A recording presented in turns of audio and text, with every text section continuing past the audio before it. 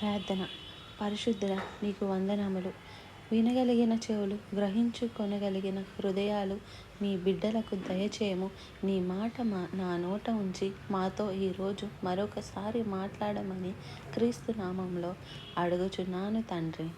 ఆమేన్. మన ప్రభువు గొప్పవాడు, అత్యధికమైన ఆశీర్వాదాలను మనకు అనుగ్రహించినవాడు అన్నది ఆయన నామాలను ధ్యానిస్తుండగా మనం గుర్తిస్తున్నాం.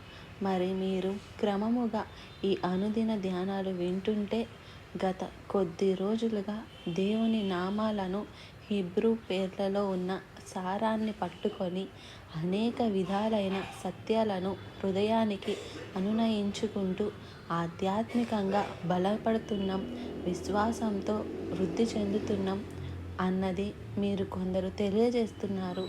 అందును బట్టి దేవుని ఎంతగానో స్తుతిస్తున్నాను. మరి ఎంత తవ్వినా దొరికే ధననిధి లాంటిది ఆయన వాక్యం, ఆయన నామం, ఆయన శక్తి, ఆయన ప్రేమ, ఆయన ప్రభావం.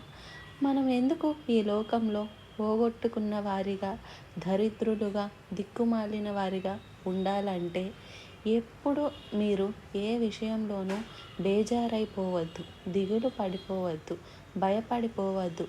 ఏది ఉన్నా లేకపోయినా, ఏమున్నా లేకపోయినా, ఎలాంటి పరిస్థితులు ఎదుర్కోవాల్సి వచ్చినా నా యేసయ్య నాకు ఉన్నాడు అనే ధైర్యం, విశ్వాసం మనకు కలిగి ఉంటే ప్రతి పోరాటంలో జయం చూడగలుగుతాం.